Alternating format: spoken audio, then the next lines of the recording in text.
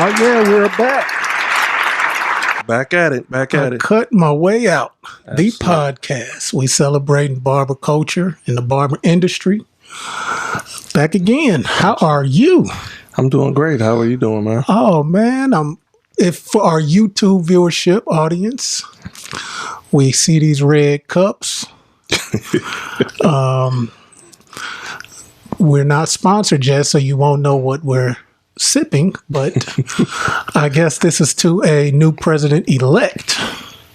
So we've been talking about voting and getting out, and we even had a nice conversation last episode. So I thought our next episode we wouldn't have a president-elect, but you know, the good folks in some great states, you know, and a couple on standby, you know, got it done. Got it done. So we have a new president-elect. So that, I mean, of course, we're a barber podcast, but I think the election took over a lot that was going on in the country last week. Important and affects everybody. So yeah. absolutely. So, yeah. But let's just go ahead and we have a special episode for you. I don't want to.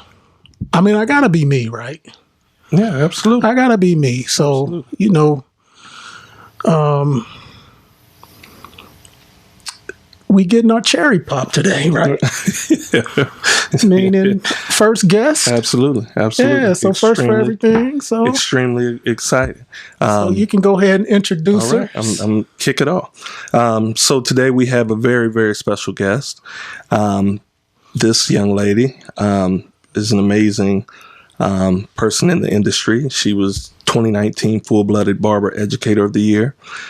She's an award-winning barber, a cosmetologist, cosmetology educator, a mother, entrepreneur. She does a little bit of everything. I would just consider her an all-out hustler. So that's my terminology. Today we would like to bring to you our first guest on the Cut My Way Out podcast, Stacey Wheeler. So we are honored and privileged to have you on. How are you doing, Stacey? I'm good. Thank you. It's an honor to be on Cut My Way Out. This is great. Good deal. Yeah. So just before we move forward, audio, you hearing us? You hearing us good? I can hear you guys. Okay, great. Good deal. Yeah, we're excited, and I don't think we could have picked a better guest to start off. A female in the industry. That area is continuing to grow, and we're on an equal playing field, and so we look at it as ladies first. So again, it's an honor to have you. And so we're going to... thank you. I'm humbled. Absolutely. We're going to get off we're just going to shoot straight into just some of the conversation we have. Because, you know, Jinx and I, we talked and there's some things we definitely want to know that we're interested in. And, you know, you being, you know, in the industry and having so many years of experience at a lot of different levels, you know, we're just interested to hear your experiences and get some feedback, not only for the listeners but for ourselves as well. So, well, thank you. It's an honor to be on your show. Have you ever seen the movie? What's the? See, that's how you know I'm. Was it Love Jones? Not Love Jones. What's the movie with Tay Diggs and Sanaa Lathan and the hip hop movie? Oh yeah, yeah. I think I know what you're talking about. Yeah. Brown Sugar. Brown Sugar. So you know they always. When did you first fall in love with hip hop? So Stacey, tell us, when did you first fall in love with Andes or Wall or Oster? Or just the industry in general. So even before we get to that, tell us a little bit about who Stacey is. Let our listeners know who Stacey is. Well, I've been cutting hair for 23 years now. I started out as a cos and then became a cos educator, and then I went on to barbering. I kind of fell into barbering. Barbering wasn't something I set out to do. but I had a very large clientele of male. And then when I was teaching cosmetology, they didn't have anybody that could cut male hair. Okay. So it kind of was brought upon me that way. And then I just never turned back. Okay. So just with the whole cosmetology thing, right? When did that start? At what age? How were you introduced to cosmetology? Oh, I was doing hair in high school. I was doing all my friends' hair. I was cutting hair out on the front lawn. I was coloring. Yeah, I was raised poor. Okay. So my parents said, if you don't earn your way to college, you're probably not going to go to college. Okay. And I actually wanted to be a social worker. I didn't plan on doing hair for the rest of my life. Really? So I thought I would. Mm-hmm. No, I didn't mean to cut I'm you still off. playing with the audio. Okay. I was just going to say apologize. that No, you're fine. I just was going to say that I actually decided to go to cosmetology school because it's only 1,500 hours, less than a year. Okay. I figured I could make money to put my way through college. Okay. And man, I loved it so much and saw that I could buy a new vehicle, have my own place. I was making money, and I didn't feel there was a need to go back to college. Right. Just being independent. It's crazy because that was my major as well. So social work was my major. And I think it intertwines when you think of the industry, because I think that's a big characteristic of successful barbers and cosmetologists is that ability to connect with people. So yeah, that's pretty interesting. So where did you go? I was 19 and was able to go buy a new vehicle. It was exciting for me. I loved it. So you were doing it, huh? So where did you grow up, if I might ask? Where did I grow up? Michigan. I was born and raised in Michigan. Oh, okay. Go blue, even though football's struggling right now. Yes. Yes, go blue. I'm a diehard. Even when I lived in Chicago, I still am a fan of Michigan. So I Detroit all the way. Oh, okay. Well, okay. Let's stay focused. But were you registered to vote? What state were you registered to vote at? I'm assuming you're registered to vote.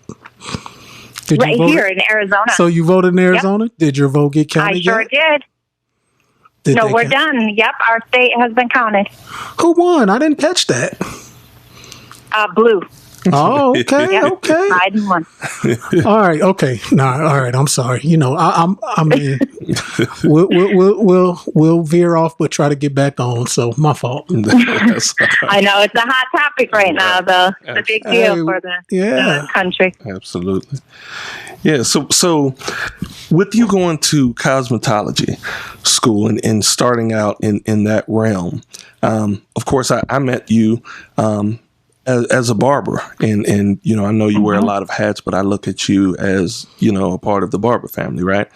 So when did you make that switch, and what was it? Because one thing I've noticed about you, and everybody doesn't have that talent. You cut all textures of hair. You cut men, women. You color. You do a little bit of everything. So when was it, and what made you say, okay, I'm just going to go to that barber side, and that's where I'm going to stick it out? I think Chicago brought out that side of me. I always cut men hair. I was married to a military man for 17 years, so that's predominantly male. My clients were, other than their wives, but for the most part, I catered to men clientele. And I think it was a real honor for me when I got to Chicago and to make it official, like to learn the barbering way, the barbering tradition, know the culture, understand the background. So I say Chicago is what brought out the inner barber in me. And shout out to Chicago, of course, there. When you think of... I think I met so many people there that inspired me and their passion and the things they were doing with hair, I was like, I got to get on board with this. Right. Just push the envelope, made you go out a little harder and gave you that motivation, huh? Yeah. Okay. Yeah, absolutely. Okay. So how was it when you made the switch, especially going to Chicago, which is a very competitive market in the industry? how was it, being in a male-dominated industry?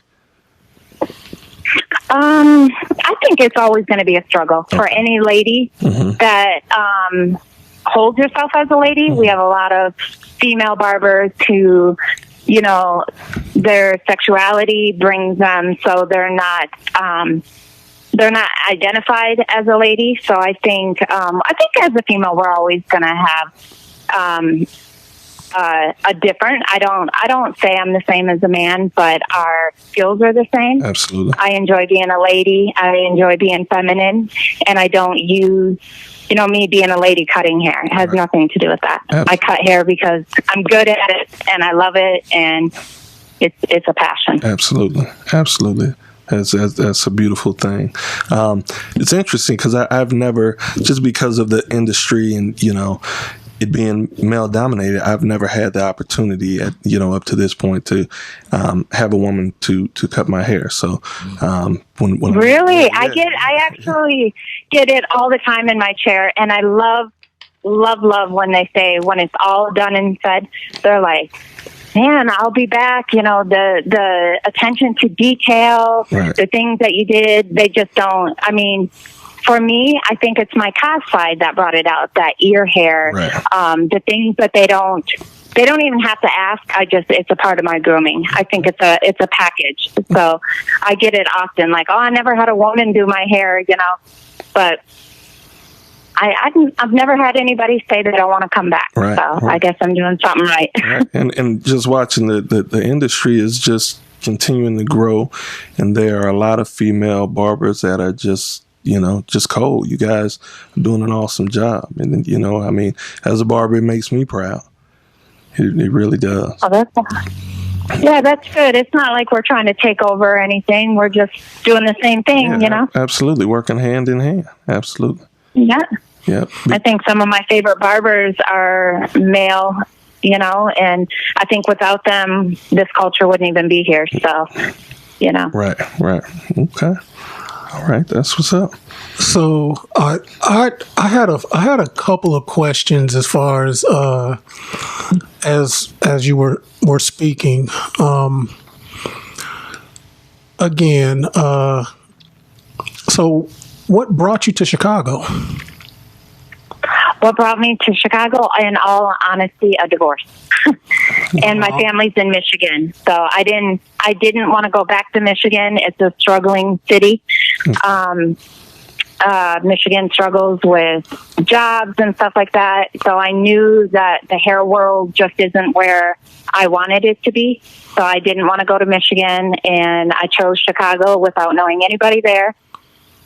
Took my daughter, and I made it. I mean, I think it was an amazing journey, that's for sure. I met some of the best people in the industry. I met you absolutely at a show. Yep. So lifelong friends, and Chicago is very passionate about hair. So I take very much pride saying I became a barber, a full-blooded barber in Chicago. So is the cosmetology, so how does now I'm not in the industry, I'm just a lifelong client of barbers. So how does the cosmetology how do they intertwine? What are kind of the differences? And even when we get to talking about the education as far as the instruction of cosmetology school versus barber school, we might revisit it. But just for you personally, you said your start was cosmetology. You did hair as a young girl, and then you became like a full-fledged barber. So, is the cosmetology in you? I mean, so is the cosmetology just? Are you past that, or is it always just something that's in you? No, I think, what people didn't learn back in the day in barbering was, although they probably were taught it, but a lot of people didn't use that. I get it every day when I teach barbers just want to fade hair. Right. You know, they don't want to learn the coloring, the perms, the relaxers. Right. They don't even want to do the facials. You know, now things are changing and barbers are stepping out into that because they realize the money that can be made, and just the fact of the hair art that people are creating just to capture a picture today. We didn't do that 20 years ago. Absolutely. We did hair. It was just cut and dry. That's what you did. Now, barbers are being taught so much more. And I think with my past of being a cosmetologist, I'm helping my barbers step up and say, color is fun. You got to learn it. You got to take a test on it. You might as well enjoy it and do something with it. So hopefully, you know, I'll always have some barbers, and any educator will say that there's a lot of students that come into it with just that little mindset. But I think, for instance, we had a situation happen at the shop, and a phone call happened to one of the barbers. They had to step out. It was an emergency. I knew it was going to be a few minutes, and me being trained in everything and also taking the time to actually knowing it and learning it and knowing how to do it, I was able to step in with that client and say, let me take over on this braid in case she can't come back in, or, you know, until she comes back in. So a lot of barbers can do that. And I think with that cosmetology history, that makes me, anybody that walks in that door, I'm able to service them.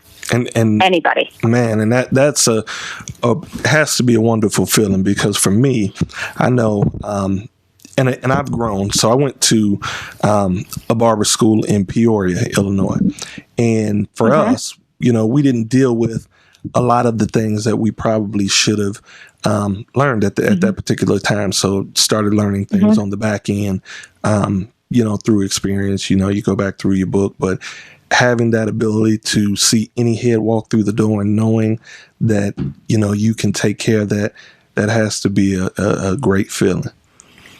And it is. I'm not above any dollar being made. Absolutely. So I don't care who walks in, and yeah. And then you don't have a ceiling. You can get it from every angle. And like you said, you know, the barber industry it's evolved so much. So now, you know, we're doing facials and a little bit of everything, right? And so the more you do, the more money you make. So it all, you know. I mean, when you became a barber, did you think you'd be doing designs and beards? Right. You know, I mean, it's wild. And if you don't keep up, you're never gonna reach your true potential. If you don't aspire to learn all that, you're just not. And there's nothing wrong with people who want to be just behind the chair. There's nothing wrong with people who don't want to compete. Right. That's fine, but at the end of the day, there's so much knowledge out there. I just want to know it all. Absolutely. I tell my students, teach me something. Absolutely. I just showed you something. You show me something. Absolutely. You know, we can learn from everybody. Absolutely. And that's what it's all about, continuing to learn, always being a student. You know, you can teach, but you can also learn. I've learned from my son, just, you know, kind of sitting back, watching, especially in regards to straight hair. So you're absolutely right. Yeah. So I think you should also want to be better than what you come from, what you know. I mean, doesn't mean I had a bad life. Doesn't mean I had a good life, but I should want to know better than what I'm used to. Right. If that makes any sense. Absolutely. I always tell my daughter the same thing. She has an amazing life, but she should want better for her kids. Absolutely. And so Jinx asked you a question, and you made reference to you coming up, you know, poor. So with that being said, I just kind of want to piggyback, because of course this podcast is called I Cut My Way Out, right? And you know, very similar experience coming from humble beginnings. So can you tell us just a little bit about your story, you know, how you've cut your way out? For me, I had amazing parents, but reality is my dad was a recovering alcoholic. Okay. He was working long hours to provide for us 4 kids, and there was a situation that I thought, I never want to have this happen again. I wanted to play basketball so bad, and there was no way they were going to be able to get me a pair of basketball shoes. Mm-hmm. And I think they ended up coming home with like LA Gear, I think at the time. And they were like hot pink and black. And I remember my parents saying, and I was pretty young, you're going to have to work. If you're embarrassed to wear these shoes, you're going to have to work to get what you want. Mm. And I took that to heart. Okay. I mean, I was like, okay. So I almost interrupted you. So I mean, that didn't demoralize you. That kind of put a fuel pack in your back, right? Or yeah, no, it didn't bother me at all. There was four of us kids, you know. Okay. And I get it. My dad was our hero. He beat alcoholism, but yet it was a struggle. He was working long hours. We're from a town that had the job opportunities were very few. So for him to, I think my older sister and I, it was about just making sure our two younger brothers ate, and my dad staying sober, and that was about it. So for me, working, it never bothered me at all. Okay. I actually was very thrilled with having my own money and being able to go get name brand blue jeans and shoes. That was a big deal to me. Wonderful thing, right? That independence. Yep. Yeah. It also makes you value your everything I buy means something to me. Right. It might be $2, it might be $50, but that $2 is no less than that $50 item. Right. So because I worked for it. Absolutely. So just as your journey from starting, going to cosmetology. So how did that work? So going to cosmetology being a lot cheaper than, of course, a 4-year college at that time, did the barber or the cosmetology schools, did they offer grants and things of that nature? No, I think I had to make payments. Gosh, it's been 23 years ago. Okay. I think I went to a big city. I got a bunch of girls 2 weeks after we graduated high school. We loaded up. I had a little S10 Chevy pickup truck. Okay. I loaded it up. My parents sent me off, and I had to get a job. I worked nights, to pay for my college tuition, to eat, ramen noodles, cereal, whatever. But we made it work. Okay. But after I got licensed, I went to my very first salon. Actually, you couldn't have asked for something better, because it was a Paul Mitchell salon. And I went to my very first hair show. I wasn't even 21 years old. Went to my very first hair show, saw all these people on stage. I got to meet them and landed me a really good job. And I never looked back from doing hair. I knew hair is where I wanted to be at, because I dreamed of being on stage and, Wow. Okay. So you had that opportunity, good curriculum, good school, very reputable. Yeah, I imagine that would land you, good opportunity. Well, to be honest with you, I actually had to drop out, but did you? I did get my license. The same thing. I didn't quit. I ended up having to do an apprenticeship, because back then you could do an apprenticeship in Michigan. Okay. Yeah, the girls that I lived with kind of all fell out. Okay. And I was like, what am I supposed to do? I can't go home. And I walked into a salon, and they actually paid me to get my license. So I worked as I got my license. Okay. So when was so you worked to get your license? So I'm just a little bit more detailed. I just want the details. Like, so did you go to school in the morning or the afternoon, the evening, or when did you work? When did you go to school? Just for people out here. Well, when I was in college at the cosmetology school, I had to go till 5 o'clock, and then I worked at a bar, a restaurant, as a host and help serving from like 6 to, I think my shift was like 6 to midnight. Okay. So you were in. I'm sorry. So you went to school. So what did you do till 5 o'clock? School or? Yeah. She went to school. Yeah. So cosmetology school was like a 9 to 5 kind of thing, or 8 to 5. I don't remember. It was in Grand Rapids, Michigan. Okay.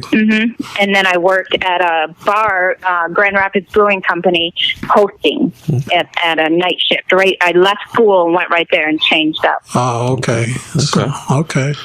And you were probably what, like late teens, early 20s when you did that? Yeah, 18, 19. Yep. 18, 19. I was licensed at 19. Okay. Wow. Okay. Yeah. So how long? Yep. What was, or is there a difference? Because I know some states still do the, you have the license and then you can do the, I can't get it out. Would help me. Apprenticeship. The apprenticeship. Thank you. So like I know Georgia still has apprenticeship. And so what was the difference in terms of the learning, the book part? Did you have to do that on your own exactly? How did that work? I was lucky to get through almost all of my college experience. So I had most of my hours in the college before I just finished it out in the salon as the apprenticeship. Okay. And, I'll be real honest with you. Being an apprentice is amazing because you get hands-on experience. Right. But you got to make sure those people that take you on as an apprentice aren't just having you in there to fill a chair to make them money. That's good. And I think today, you don't get the education behind anything. Yeah. Not to say that there's not a lot of barbershops or salons that are doing great things with their apprenticeship program, but it takes away from the school. So me being an educator, teaching in a school, I encourage you to get in the school, get your education so you can know the whys behind, the things we do. Right. So that way, because you see a lot of people fall short. They go in a shop and then they just never get licensed. Right. So that leads us to our next question. I know me and Jinx, we talk about it quite often, and it's become kind of an end thing, and a pet peeve, and my opportunity. I went to Bronner Brothers in 2019. That was my first time going, and going just lit a fire under me. And what I noticed is that the educational part was every bit as important as just the physical cutting hair. The coloring and doing all those things. So as an educator, how do you feel about barbers being in, barbershops, in with the public and not being licensed? Well, it's 100% irritates the hell out of me because they're taken away from us. Absolutely. We had to go get our license. We had to do the time. I mean, we spent the money. We did the hours. We did the long nights. It's just not fair. It's not fair. Right. All right. Now, hold up. Wait 1 second. No. In all seriousness,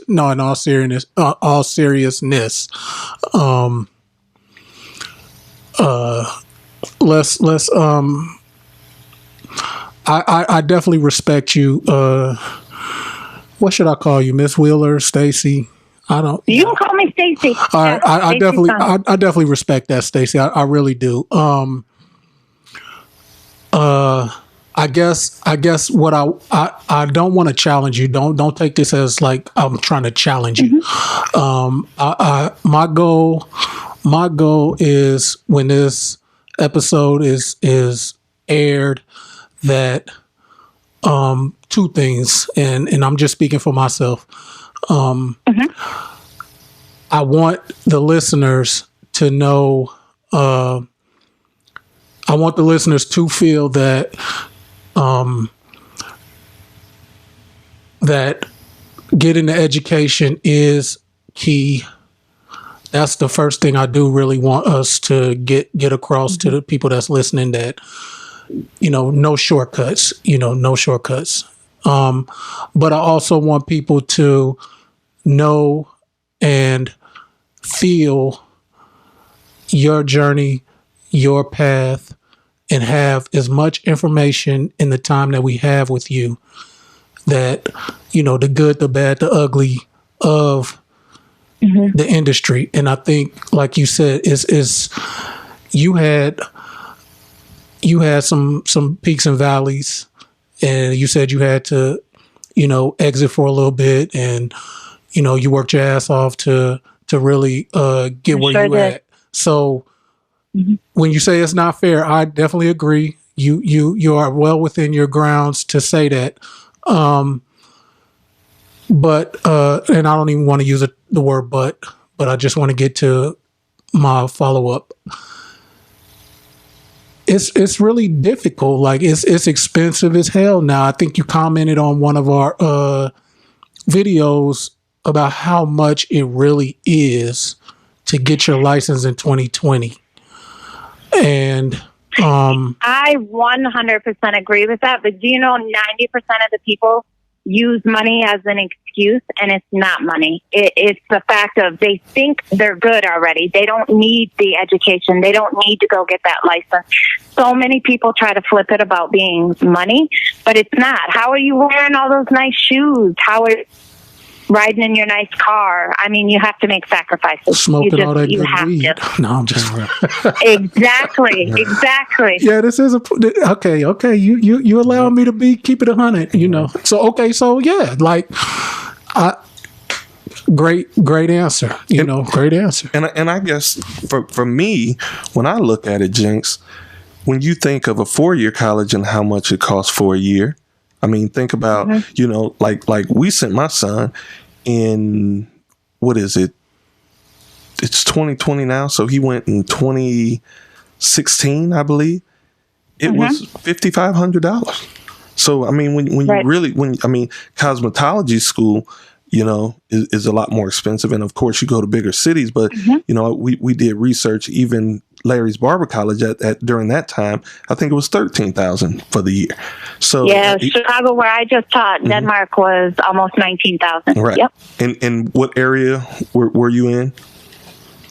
Downtown, but there was financial aid. Okay. There's grants. There's all kinds of things. And you know what? I'm a big fan of, if you can't afford to go get your license from the $20,000, then go to the $3,000 one. Right. If you're saying you already know the basics of cutting, but you need that piece of paper, go put in your time. Right.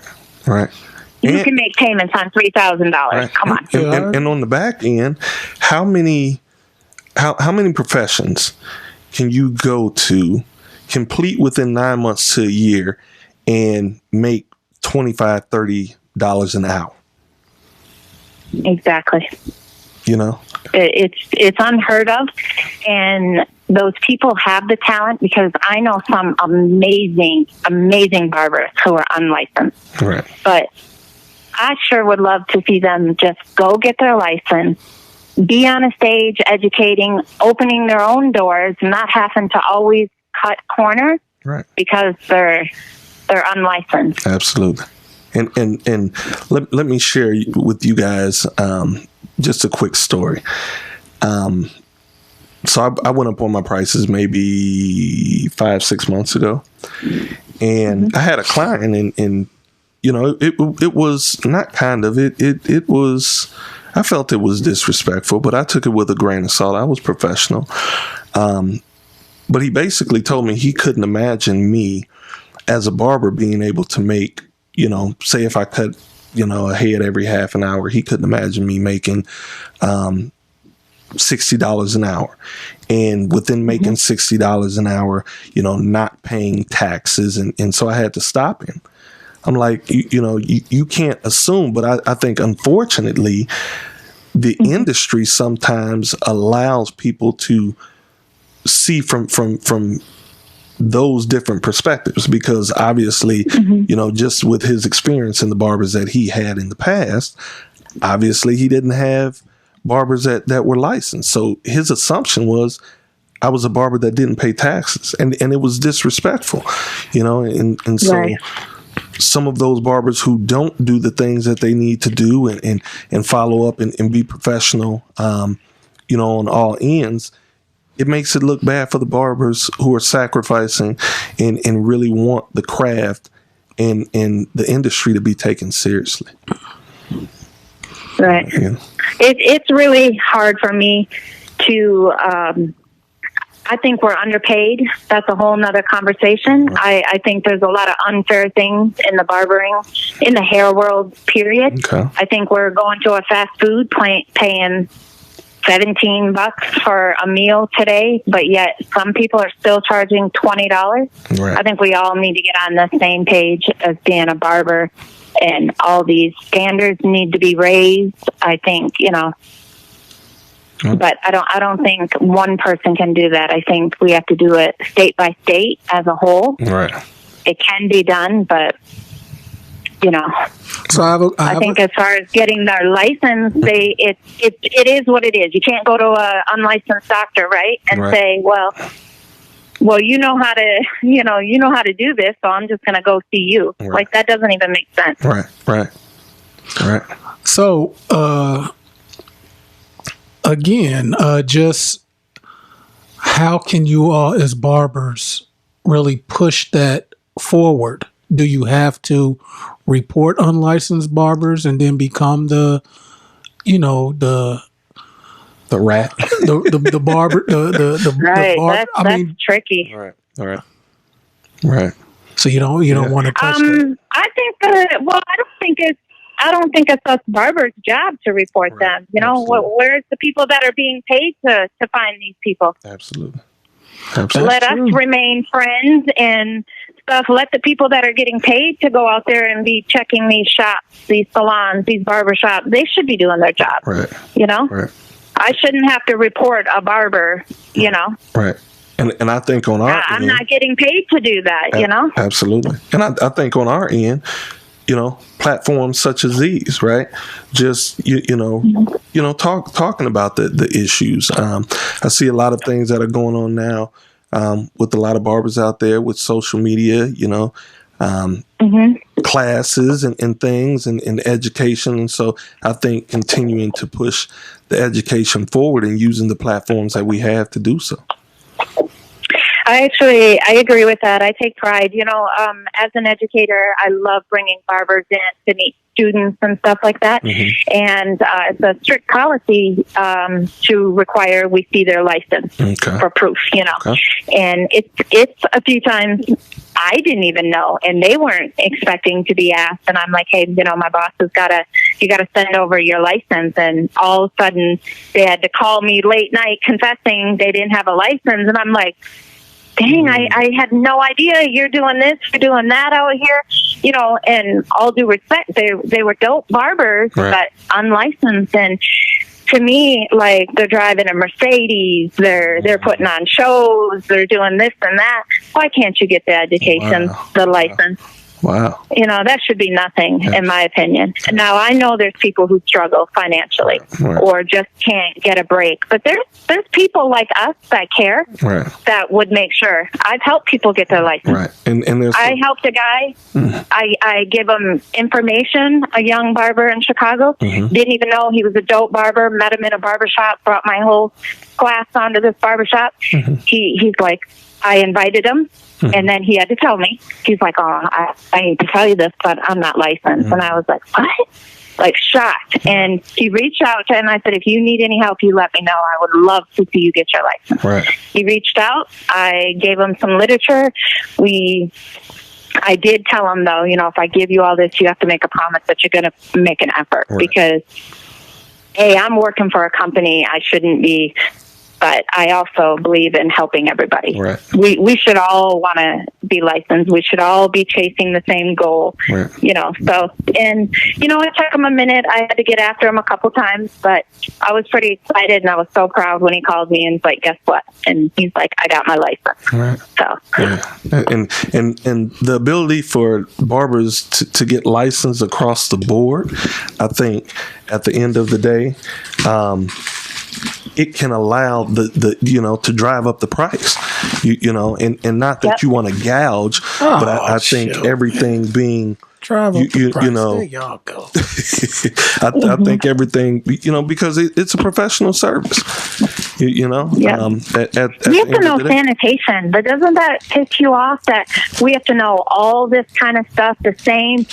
a lot of the stuff that procedures doctors have to do for cleaning our tools or implements. Absolutely. Think about these estheticians and these microwaves that they're sterilizing their stuff, and yet people bitch about a $35 haircut. And they really don't understand. My clippers cost $200. Absolutely. And so it's interesting. So to piggyback off that, another question I had, and I've communicated with some other barbers and just following the social media, barbers just kind of throwing it out there. Do you believe during these times of the pandemic that we should be considered essential?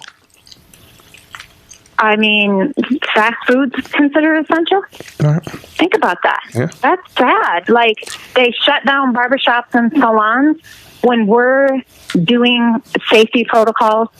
There's a lot of people that probably weren't doing all that, but I think it scared the majority of everybody. Right. There's ways that the shops could have stayed open through this whole thing, so a lot of these people that went under didn't need to go under. Right. I don't think we needed a fast food. When they say it's killing Americans, right. Don't get me wrong, I like a French fry. I'm all for a good burger and a French fry, but it just didn't make sense to me. Right. Okay, Stacey. We're 41 minutes in. This is I Cut My Way Out podcast. Special guest Stacey Wheeler, educator, barber, cosmetologist, and as my podcast co-host introduced her as a hustler. Available on everywhere where you can listen to podcasts, as well as YouTube if you want to watch us. So as we transition, let's just so to me, I want to know like more about your story. I just want to know more, like, so you came to Chicago. Mm-hmm. You were working in shops, so I would assume, like, when you got your license, what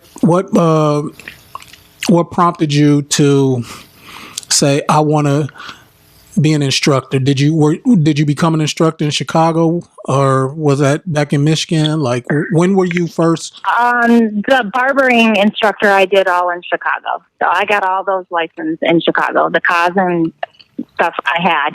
So my divorce, I being a single mom, I could not stand behind a chair until 8-10 o'clock at night anymore. I have to give her the best life. She's all I got. You got one shot at parenting. So I made a choice that educating is where I could still be doing hair, I could still be in my industry, I could still have the passion, but I don't have to work all night long. Mm-hmm. That makes sense. So you work that's smart. How I got into. Yeah, you got to work smarter, not harder, right? I agree. Yeah, I'm lazy, but I work smart. And then you still have the opportunity. You still get behind the chair some, but and you're turning out the next generation of barbers. So yeah. So how was my fault? No, so how were those? So when you made the decision, I want to be an instructor. I have this plan. What's next? I actually got a job offer as I was in my instructing program, and I just rolled right into it. Okay. So I stayed where I was at, and it's so rewarding. Like, these students, for every little hiccup that you might have where people don't know what they want to do with their life, so sometimes they go into cutting hair and they think it's easy, and then you hit them with, no, you got to pass this test. You got to know chemistry. You got to know electricity. You got to know the bone structure. They're like, what? I just want to cut hair. There's always somebody or a few students that you can definitely see the minute they pick up a pair of clippers. Right. That when they pick up a pair of clippers, like, this is for you or this isn't for you, like. Absolutely. You know it both right away. So. And it's not always easy when you have a student that you're like. This isn't for you. You just are like, oh, maybe cutting isn't for you. Hey, but he was waiting. He couldn't wait to get you. he ran that question right into you. He was trying to get that out of you and go about it. Come on, now give it Oh, up. no. I need a story. I need a story. Do you have an office to where you got to put them in? Like, hey, I've got several stories that I just wondered sometimes how they even made it past administration. Right. Like, how did whoever interviewed them think this was a good fit? But it's not fair to not give everybody a shot. Right. And I've had a lot of people who didn't start out so hot, and then just all of a sudden a light went off and it just clicked, and they became excellent barbers. And then we have a lot of people that are amazing barbers who drop out of the program, that don't make it because the drive's not there, the motivation isn't there. So, but as far as somebody that wasn't meant to have a pair of clippers in their hand, I've got a few stories. Yeah. So without going into detail to how you break it to them, do you just tell them like you're not going to pass, or you can still pass and be a bad barber? No, you can't. No, as an educator, you can't do that. Nope. You have to send them out in the world and pray for the best. Sometimes, if they can pass the test but are horrible cutting, they're going to get their license. Think about that. That's what I mean. Yeah. Right.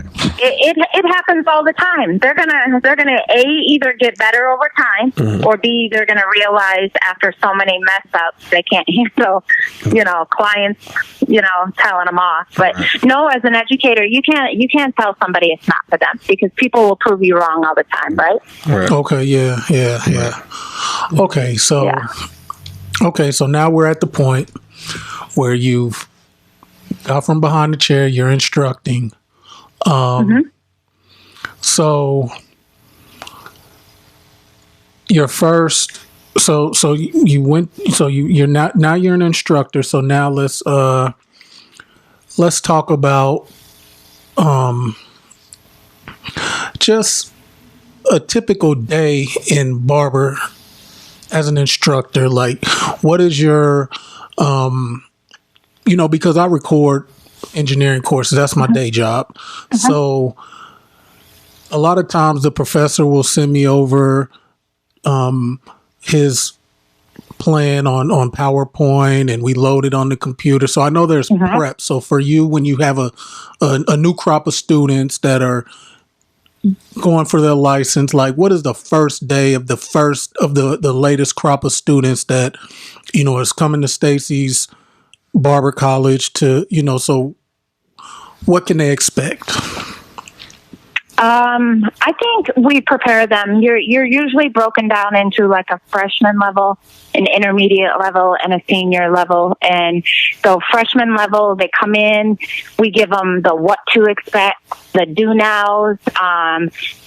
We show them all the hype of it, like this is so exciting, but we also show them here's, the very first chapter is how to study. So in reality, there's a lot you have to study to pass for state boards and prep for state boards. So I think for me, I want to know their background. I want to know what brought them there. Do they have a grandpa, a dad, a mom in the industry? Some people it's, I need off the streets. You just, some people I cut in prison. I have plenty of students from prison who were barbers in prison. So it's a great career to come into after you get out, Right. Okay. And my next question, and I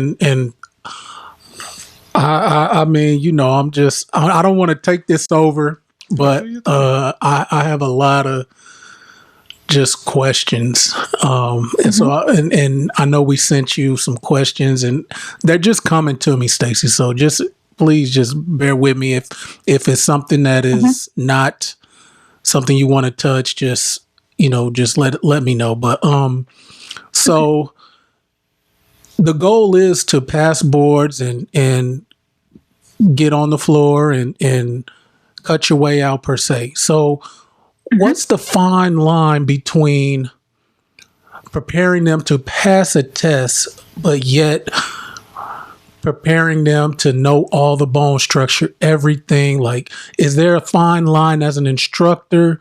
Is there, or is that student by student, or is it just the curriculum? Like, yeah, our goal is to the curriculum, and us educators have to make learning fun. Right. We have to think of ways, inventive ways that's going to, be instilled in their brain so that they can remember it. Because you cover that chapter 9 times out of 10, you're 1,300 hours in.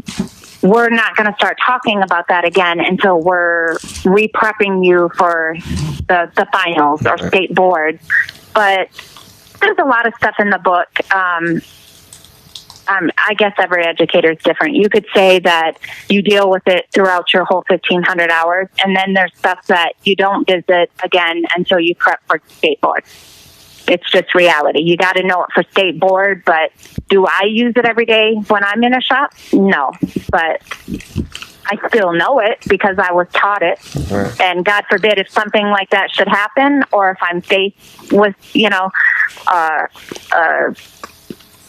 like something, a reaction to something, a chemical reaction to something, I'm going to know because I was taught it. Right. So, I mean, I would imagine you could probably take a state board and do pretty well, tomorrow, right? Yeah. You want to know what Arizona did to me? They didn't tell me. I got all my license except for my barber teaching one. And I was like, I just don't understand. I paid. What's the deal? My new teaching position is like, we need it by next week or we can't hire you. And I was just like, it's not my fault. It's the board. I called the board and they're like, oh, by the way, in Arizona, you got a test. They made me I had to get a client. I had to do an ear shave. Like I had to shave around the ear, hot lather, a neck shave, a 14-point shave. I had to do a scalp massage. I had to do shampoo, taper haircut with shear work on top, and then take a state board. And I said, are you kidding me? When am I going to be doing this? And he's like, well, I can do it tomorrow at 10 o'clock if you meet me at such and such a place. And I said, tomorrow at 10 o'clock? I about died, but I was like, I got to do it, Right. And he told me that day, he was like, you passed. So. Wow. Okay. Yep. Wow. So, and all the states are pretty much the same. There's just a few different laws they have out in Arizona that they didn't have in Illinois. So luckily, Right. I think if you're taught correctly, it's going to be instilled in you and you'll remember it always. Right. So it'll just go with you. Well, Yep. I would have been so nervous. Wow. Oh, I was. But I was sweating. My palms were shaking. Right. I didn't even get my own client. He said, don't worry, I'll bring somebody for you. And it was supposed to be a gentleman's cut with like a 3 taper and shear work. He came with a high top fade, and I had to do considered a gentleman and a taper. I was like, are you kidding me right now? But state board don't care. So I was like, whatever, I'll do what they say, do all the little steps, and it went well. So they allowed you to accept the job, make the transition, and you didn't know any of that until you got none of it. Wow. Nope. Wow. Nope. Yeah. Fighting no. with your back. Well, see, the school I'm teaching for is actually like a juvenile detention center. It's completely different than a university. So these students aren't paying to go. So these are students that we're teaching them a life skill that they can stay off the street, stay out of jail, and to provide for their family. Okay. So I have them as young as 14 to 22. So the state pays for their education? I believe the school is state funded, yeah. Okay. Yep. Okay. Wow. It's like there's lockdown facilities. They have like other schools all throughout Arizona, and some are where they live right on campus, and then others they can come and go. Like we have vans that go pick them up. Okay. So Okay. So this is a whole new experience, but I'm loving it. Okay. Congratulations. So as we're running on, I don't know if Jinx has any other questions regarding I got questions. education, but I can't do this interview without talking about you and I met at a hair show, and you were competing, you were tag teaming in that hair show. And so I just kind of want to talk about what does tag teaming mean? So basically, she was working with another stylist or barber, and they were doing a hairstyle. I got you. And they would kind of switch up. Got you. And work together. So I would like to know just about the experience, how long you've been competing, because that's one of my biggest things. I would be, I get behind the chair every day. I cut hair. It comes to me easy, but I would be nervous as hell competing. So just tell us a little bit about your experience with your competing. Well, that whole experience is wild. That was my first barber competition. I had never competed. I had been to all these battles. I admire all my fellow barbers that compete. I just get excited for them. I'm like their biggest fans watching them. And I started training my students to compete in the student battles. And I had a student say to me, he called me out in front of everybody. He's like, well, how many have you won? How many trophies do you have? And I was like, I've never even competed. And they were like, what? You train? You teach us to do it, but you've never even done it? And I was like, oh no, I'd be way too scared. And I thought, you know what? There was one coming up, and I think we had 2 weeks to prepare for it. I asked my barber buddy, and he's like, yeah, let's do it. So we did it in the hopes of I could make my students proud, and it was fun. It was a blast, actually. Okay. So is the goal was your goal going in it to really win, or just to prove to your students, like, look, we just gonna do our best, let the chips fall where they may? Or that win, well, I was going to win. There was no doubt. Okay. I did not go to lose. Nobody wants to lose. So, but I definitely went with my students. It was more for my students. Like, I was doing it for them. Like, I wanted them to know there's so much fun in hair out here, and for them to just continue competing as in the student battles, because to me, I really enjoyed it. Man, and I was watching, and I was just in awe, just of the work you guys were doing. It was another barber. It was another team there, and I'm pretty sure you know him. One of the barbers is goes by the name on social media, Bubba Cuts. Yep. And then I don't know the lady he was working with, but I watched him Nicole. Yep. freehand a unicorn in the back of someone's head, and they made the whole unicorn. Like, man, me and my wife sat over in the corner and just watched, and we were just amazed at the work that was being done. I think anybody that knows of Chicago barbers knows that the day I stepped in there, I had no idea who was competing, right? But when I saw Johnny Akins, Bubba Cut, Nicole, we had MJ, we had, right? I mean, Johnny Akins is like one of the biggest holding, him and Bubba Cut have so many trophies. Yeah. And I was just like, I can't believe this. So I was definitely scared, but you know what? It's a really rewarding thing to be next to them, and just to cut next to them was very rewarding for me. I admire all of them. We were watching you. You guys were in your zone, and you turned out a good head. You guys did everything tremendous. That bad could happen. And I think you prepare for it, but yet when it happens, you're like, oh man. But it was all good. It was a good show. Right. It really was. So y'all two. So she was competing. You was, just. So how did it happen? So this is the thing that I love about just the industry. So I was there as a vendor, with the beer culture stuff, and you happen to see, I was there with my wife, my daughter, and my sister, and you happen to see one of them, or maybe all of them, with the beer culture hoodie, if I remember correctly. I think it might have been your daughter, right? Okay. Jed. Yep. So you came over, we talked, you purchased a hoodie. You told me you were you were performing on stage at the hair show in Chicago in January. and you and your partner were going to do a beard enhancement, I believe.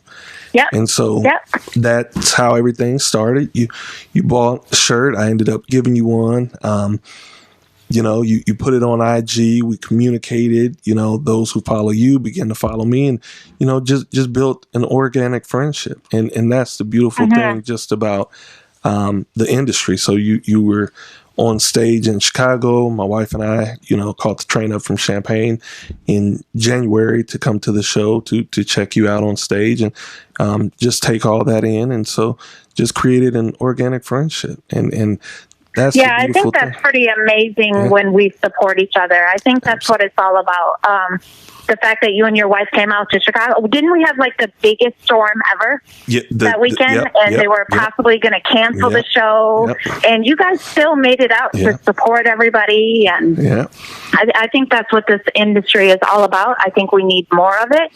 Stop competing against each other than our friendly battles and stuff like that. But at the end of the day, we should all want to see each other succeed. Absolutely. And so I'm honored and privileged to have met you, to become acquainted and become friends, and just the support that you've shown me has been tremendous, and I greatly appreciate it. I appreciate your friendship, and I'm a big fan of beard culture. I think it's hot. I tell everybody, especially if I see a beard, I think to myself, oh, they should be wearing your stuff, using your products. I'm a big fan. So good deal. And I think what you guys are doing now, this podcast, this is great. I appreciate it. Yeah, we came together and just trying to make it happen. So for me, before we close out, Jinx, I just have one last question for you, Stacey. What's next for you? In terms of any endeavors, any plans? What's next for you? I think for me, I recently got my LLC. Congratulations. I think it's time to have my own business.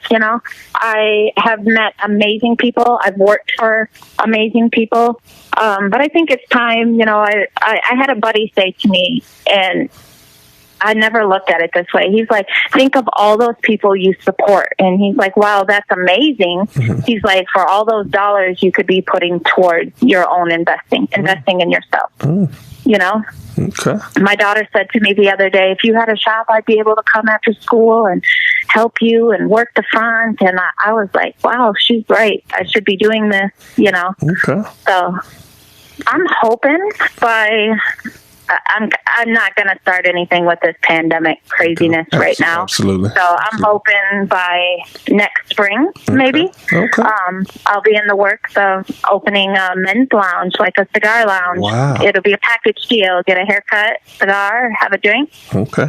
And we're going to keep that on the low. We don't want to give the ideas out. True. Yeah. True. I didn't even think about that. Man, that is, yeah. Okay, we're off the air. We're gonna get together at some point in time and talk about that more in detail. That's what's up. Yeah, absolutely. That's what's up. Yep, I think it's time for me to branch out and open my own. Yeah, after 20 plus years, man. That's what's next. Congratulations. Yep, travel more, make my own hours. Right, it's time. Beautiful. Yeah, absolutely. Yep. Okay. So just a few quick questions. We're an hour in, so definitely want to thank you and not keep you too much longer. Before we go further, I would love to, in the future, do a part 2, as things evolve, maybe some accomplishments that you've set out to accomplish and you've accomplished them and you could talk about them. So can I get you on record saying that in the future, conveniently, you're up to your convenience, we can do this again? Absolutely. I would love to. That's okay. All right. So a couple things. Hey, maybe we'll be face to face doing this podcast. You know what? That's what I was saying. I was like, dang, too bad.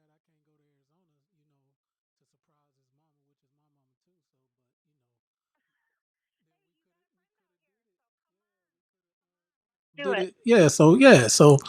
We'll speak that into existence. Maybe part 2 will be face to face. But just a couple of quick questions. Chicago to Arizona. I think when I scrolled down the gram, you were in like South Carolina for a little bit, or was that just a vacation? Yeah. No, well, that was a vacation, but yes, I was. I was in between pandemic. Like, should I take the Arizona position, or should I stay in the South? But Arizona, it was a good choice. So I guess my question is, what went into your decision to maybe leave Chicago to go to South Carolina? The money is much greater out here. Look, you got my antennas up. Yeah, the amount of money. I hate to say it all comes back to being a single parent, but I have to make tough choices. I had all my friends. I built family in Chicago. It was tough to leave, but I was ready. I was tired. The lifestyle is very fast. Mm-hmm. I wanted a sense of pity, but slower. And then when this position came to me, I was like, there is no way I'm going to get paid $30,000 more a year. Something I love, right? Mm.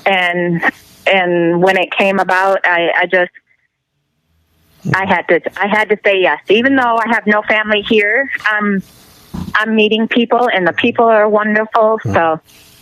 Congratulations on that journey. I think I can go anywhere and survive, and I just proved that because I've lived overseas to stateside, so it's just another journey, I think, adventure. Okay, and so another question: what did you have to like?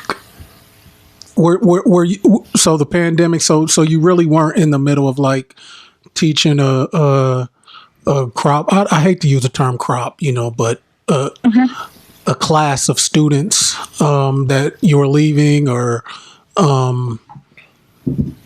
so you were really were you able to make these moves and not have like? I actually was teaching during the pandemic. I was teaching online for a barber. Mm. Yep, for the barber. So because it's online, were you able to see that to fruition? So when they shut the shop down.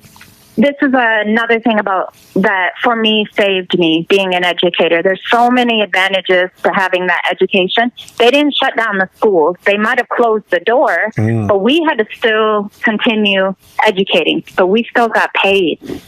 So, for all those people, salon owners, barbers, barbershop owners, they struggled. They either had to cut hair on the low, which a lot of people don't want to admit, but I know it was happening. Some of them just quit altogether until, followed the rules. But the pandemic hasn't slowed me down. I hate to say that. It's not slowed me down one bit. If anything, I saw 10 times more of the world that I hadn't seen because everything is easy to travel, less expensive, and I could teach online. Wow. And still get paid. So I have a question, just a quick question, Jinx, get back to it. Just something I thought about. So as an educator, do you ever worry with the pandemic kind of showing its face and new things coming along? Do you think that barbering could, you can earn a 4-year degree online, you can earn a master's degree online. Do you think that the industry will get to the point that you can get your barbers and cosmetology license online? No. Nope. Okay. Unfortunately, what a lot of these people are going to find out, I had several, being an educator, I had several meetings with state boards and stuff, and it's very sad, but let's say I'm just going to use South Carolina, for instance, because I can't speak on Illinois. I don't know. But I was dealing with state boards in South Carolina, and they said for those people that completed their hours that were online through that curriculum during the pandemic, it is not in their hands if they decide they want to move over to Illinois, right? So they're coming from South Carolina, going to Illinois. They want to get their license, but Illinois says, sorry, we're not going to recognize your license because you got it during the pandemic. Okay. They 100% have the right to do that. So let's pray it doesn't happen to anybody, but it could be a real thing. They'll never make getting your license possible online, fully online anyway. Okay. Yeah. The state didn't like it at all. They did what they could just to get by and just to keep these students going. But no, they actually had a cutoff from it. Okay. That was a great question. So another question I have. So you say you cut. Thank you, sir.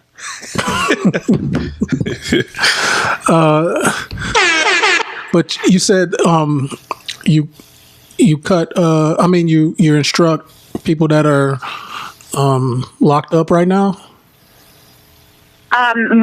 The facilities that I'm at are not on lockdown. I was saying the department that I work for has one that has a lockdown. Ours is open. We have a van that goes and picks them up, or they can get themselves, and it ranges from 14 to 22 as our cutoff. So they could be just coming back to get a GED. They could be coming for the COS, because I actually teach COS to a group, and then I teach barbering. Wow. Okay. So I guess my question is, being an instructor, and you spoke about the different plights that your students have had. Have you found it difficult to kind of keep that professional instructor, but not get too invested in their plight, so to speak? I was talking to a public defender, and this is kind of where the question. I was talking to a public defender, and she pretty much said that when she first started being a public defender, she had to really separate and frankly not take, pretty much shut it off when she left work, as far as why this person I wish I could. So you know where I'm kind of going with that question? Yeah, we actually, this new school that I'm teaching for, they have trauma training, what they call it, and it's for traumatized students. But it's also for us to, for the things that we have to deal with, maybe endure, maybe the things we're being cussed at every day, whatever this case may be. But I'm not going to lie to you, I struggle with shutting it off. It's so attached. I get bothered if I'm standing up there. I was doing a demonstration the other day, and I had a student and another student. They were back, like full on almost wrestling with each other, laughing, and I was just like, I'm not doing this for my health. I'm not, like, I'm licensed. What are you doing? Like. So I get very passionate about it. I expect when you walk through the doors that you're here because you want to cut, but that is not always the case. So yeah, we got students that I see potential in them, but we're fighting a much bigger battle. Are they going to eat today? Where are they going to sleep? So yeah, we have a lot of emotions as being an educator. You have people that, have passion that might not know how to channel it, just doesn't care. So yeah, I think it's really hard. If you care and you're a people person and you're in the industry for the right reason, it'd be really hard to turn it off. But you have to learn. Right. You have to learn to, right? Because I got to come home and see my daughter. I can't be. Yep. So I can get heated. I can get in the moment, but at the end of the day, I have to remember I turn that off and become a mom when I walk through the door. Okay. So you do say you turn it off. I struggle with it. I don't, Okay. I think about it, then I pray about it. I got these people in my prayers that I couldn't even tell you their last name. Right. And, Right. so, yeah. But Right. I think I'm pretty active, so I think that helps me channel all of that de-stressing. Right. Yeah, stuff. you've picked great cities with great aesthetically pleasing sites, whether it's the water, mountains, Lakeshore Drive, Right? Yeah. So I mean, yeah, I guess you can look forward to that. In addition to your family, your daughter to kind of clear your head after long hard days of work. Where we at? I don't know if you can make it. We don't have a large body of water. For me, cutting. Yeah. Cutting is a de-stressor. Yeah, definitely. Yeah, like I could be, something might be bothering me and I might get in a zone and I could tune everything out. If I'm fading hair or something like that, it is so therapeutic for me. Cutting really brings me to a happy place. Right. It excites me. I do a haircut sometimes and think, dang, I did that, Right. And I've been doing it for 23 years. Right. It never gets boring to me. That's what's up. Okay, I got two more questions. Okay. So just being an instructor, have you ever had to really just have you ever been challenged? Has your talent and skill ever been challenged Absolutely. by a student, and where you've had to just, okay, let me show you. I have to show you better than I can tell you. Like I'm the teacher, you're the student, and this is how it's going to be. So you have had to do that. I absolutely have. I've had men not want to learn from me because just for the fact that I'm a female. Mm-hmm. I've had women not want to learn from me just the fact that I'm a female and I'm passionate about it. And, women hating women sometime. And it's so sad to me. I've had young students who are 18 years old, and I'd like to say they don't know any better, but at 18 I did. I went out and made it on my own, and I sure wouldn't have disrespected somebody who had authority over me, right. Period. But, oh yeah, I've been cussed out. I've had people in my face. Yep, I've had people just flat out say I refuse to listen to her, put their phone on, put their headphones on. I mean, I think as an educator, you're going to get that all the time. Absolutely. But here's the difference. I'll get really super in my feelings about it. I'll get emotional. I've had to leave the classroom and almost cry. And then I'm like, you know what? I gotta figure something out that I can reach them, that I can connect with them, whether it be on a personal level, whether it be, I notice, her makeup is always on point. I'm going to comment on her eyebrows every single day until she's like, this bitch won't give up, right. So, or this young guy in his shoes or whatever. Right. Yeah. So, Right. Yep. Right. Okay.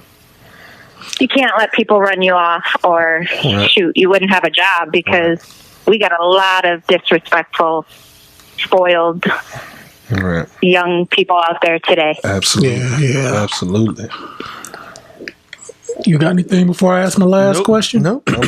I'm good. Okay, Miss Stacey. Taking it all in. We're gonna go home after this question. Okay. It might be one where you can do it in 10 seconds, or it might be 5 minutes. We'll see. Let me ask it. So the last question of this I Cut My Way Out podcast with guest Stacey Wheeler. What do you want the listeners to know or to be informed about you, about what you do? I guess I can say convince somebody that may be listening to this podcast why they need to get licensed and really hit the ground running, and how important it is professionally, just from a dignity standpoint. And I really never knew, as far as, I'm sorry, God dang it. So when you have your license, and when you've had to tell those people that you've come in contact with about how when they had to tell you they didn't have their license, as far as like, what are some of those, why do they have to have a license? Like, really, like, I mean, and I know that might be a dumb question, but why do they have to have a license? I mean, how is taxes? How is, if nobody's checking in these shops or nobody, like, why do you have to have a license? Like, what's the repercussion? Like, how can it be proven? Right. I had that on my mind, but, the conversation just kind of went. I didn't get a chance to ask it. And then when I was going to have you give a parting shot, then everything just came. Right. That's why I'm glad you agreed to a part 2. So it's going to be some things like, dang, I can't wait to ask her that. But it's just as far as. Good. I feel the license, they have to get licensed because it's the law. It is the law to require a license to cut hair, or a simple little cut, and you cause an infection on somebody from a razor bump, and they have to go to the doctor. I mean, there's so many things behind it for sanitation purposes, and just to maintain how you set up your shop. These are things that it's the law. You have to do it. And if we all decided, I don't need to go to school. I mean, doctors wouldn't be, lawyers wouldn't be going to get their education. Right. It just doesn't make sense to me. So, it's the law. You got to get your license. And I'd like to say that there's help for anybody and everybody. Every single person. I don't care who you are right now. If you're listening and you say, I'm single, I'm divorced, I'm married and just don't have the finances, or I don't have the time, there's night school. I mean, whatever you throw at me, I can come up with a solution. So I say, find yourself a mentor, find yourself an educator that is passionate about it, that is willing to look up things in your state to help you find grants, to help you find student loans, to help you find the inexpensive school that's going to get you all your needs met and able to get you a license. Because I don't believe it. I don't care how hard you're struggling. I think there's hope. And I think there's ways you can get that license. And I think we should all be on the same page. So if I'm wanting it, you should want it. It doesn't matter if you're an educator or not. You should be just as passionate about everybody getting their license and doing what we all had to do. Absolutely. We should all have each other's back. Right. And just to throw in there, he mentioned like taxes and things. I mean, it's no different than being, a shade tree mechanic. You can't go file taxes. If you have license, then, you can prove, your income if you're an independent contractor. If you don't have license, right, you can't file taxes. Right. So when you're ready to, buy a house, how many people can go save up as a barber and buy the house, $200,000 house cash money? No bank is going to deal with that, and the average person, the over average person, isn't going to save that kind of money, right? Just the right. lack of discipline. So those things are necessary. Right, and I say one thing at a time, right? Deal with one thing at a time. Right. If somebody doesn't even have their license, taxes should be the last thing they're worried about. Absolutely. Absolutely. And if you're got your license and you're working 3-4 jobs, you're doing something wrong. Right. You need to go back to the table right. and sit down and reevaluate your plans, your right. goals, because right. I've never had to do anything but hair to survive. Absolutely. Now, that's not to say I didn't work till 10 o'clock at night. That's not to say I didn't get off of work and have to go do hair or, open my home for a quick $200 color. Right. But those were choices that I decided to right. do and that I chose. That's that sacrifice and that intrinsic motivation. Mm-hmm. And I see all these people is like, oh, well, I'm also doing this and I'm Ubering and I'm a barber here. And I'm like, stop all that other stuff and just stand behind that chair. They will come. I promise you, they will come. And Stacey, you have social media. There are ways to get out now and market yourself that we didn't have 10, 15, 20 years ago. Right. Back then, the people that stepped out of your chair was your marketing. That's it. And if they walked around with confidence and somebody said they like your hair and where did you get it done, that's how you got somebody in your chair. Absolutely. It was not social media. I'm new to social media. I say that all the time. I still struggle with it. I got to step up my game every day. Me too. I'm reminded I'll see somebody amazing and I'll be like, dang, look at that angle or shot or lighting, or now we got these videos. Shoot, I'm way behind. I don't even have videos yet. So, I mean, you just got to keep going. You got to stay up with the times. You gotta keep going. If I can do it in my middle 40s, these 20-year-olds can do it. Absolutely. And back in the day when we were only getting $15 for a haircut, and I was staying till 10 o'clock at night, and I was driving a brand new vehicle, so can everybody else. Because my parents never gave me $1. Right. When I graduated high school, it was a wrap. Right. I was on my own.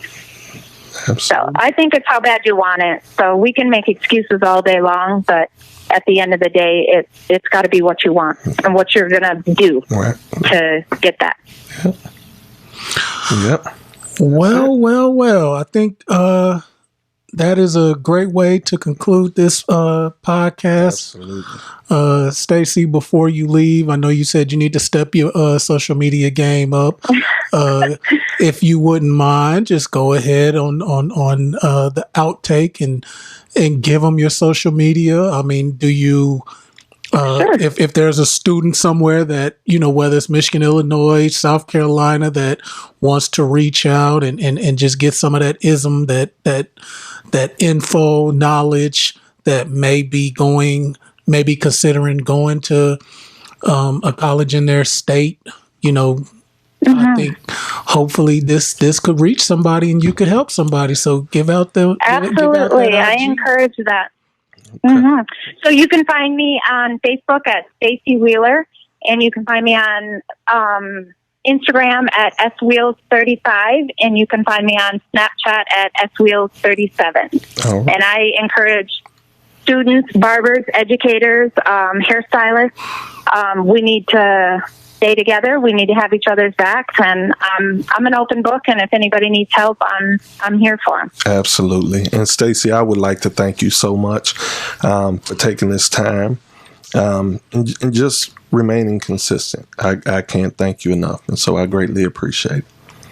Well, thank you guys. I'm humbled to be on your show, and I'm so proud of you guys. And keep doing what you're doing. It's awesome. Thank you much. We need more awesome people like you in the world. Thank you much. Hey, so, hey, man, I cut my way out. Another one in the books. And got a new president-elect. All right. Great interview. Man, had a ball at it again. All right. And again, everywhere where you can listen to podcasts, this will be on YouTube probably in the next 24 to 36 hours. Thank you again for listening. All right. Cut my way out. All right. And until next time, peace. Put some respect on my name.